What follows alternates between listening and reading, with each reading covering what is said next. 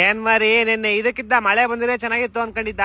ಹ್ಞೂ ಅನ್ಕೊಂಡಿದ್ದೆ, ಆದ್ರೆ ಮ್ಯಾಚ್ ಅಲ್ಲ ಅವ್ರ ಅಮ್ಮನ್ ಮಳೆ ಬಂದಿ ಅಂಕಲ್ ಮಕ್ಕಳೆಲ್ಲ ಕೊಚ್ಕೊಂಡು ಹೋಗ್ಬಿಡಿ ಅನ್ಕೊಂಡಿದ್ದೆ.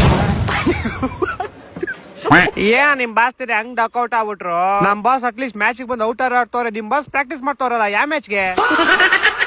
ಹೌದ್ ನನ್ಗೂ ಗೊತ್ತಿಲ್ವಲ್ಲ ಯಾವ ಮ್ಯಾಚ್ಗೆ. ನಾವ್ ಲಾಸ್ಟ್ 2 ಮ್ಯಾಚ್ ಗೆದ್ದೀವಿ, ನೀವು ಲಾಸ್ಟ್ 2 ಮ್ಯಾಚ್ ಸೋತಿದ್ದೀರಾ. ಏನ್ ಕಿತ್ತಾಕೊಂಡ್ಬಿಟ್ರಿ? ಪಾಯಿಂಟ್ಸ್ ಟೇಬಲ್ ಅಲ್ಲಿ 6ರಿಂದ 7 ಹೋಗ್ತೀರಾ, 7ರಿಂದ 6 ಬರ್ತೀರಾ.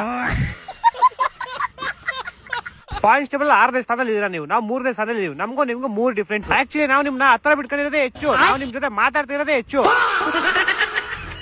ಏನೋ ನಿಮ್ ಬ್ರಹ್ಮಾರ ಶಫಾಡ್ ಇವಾಗೆಲ್ಲ ಹೊಡಿಯೋದೇ ಇಲ್ಲ. ನಿಮ್ ಟೀಮ್ ಅವರನ್ನ ಪ್ಲೇಗ್ ಲೆವೆಲ್ ಇಂದ ತೆಗಿಯಲ್ಲ. ಅವ್ನು ಈ ಸೀಸನ್ ಚೆನ್ನಾಗ್ ಆಡಲ್ಲ. ತೆಗಿಯಲ್ಲ, ಏನಕ್ಕೆ ತೆಗಿಬೇಕೋ? ಲಾಸ್ಟ್ ನಿಮ್ಗೆ ಉಚ್ಚನಾಗಿ ಹೊಡೆದಂಗ್ ಕನ್ಸೆಲ್ಲ ಬಂದಿದ್ ಗ್ಯಾಪ್ನ ಇತ್ತಾನೆ.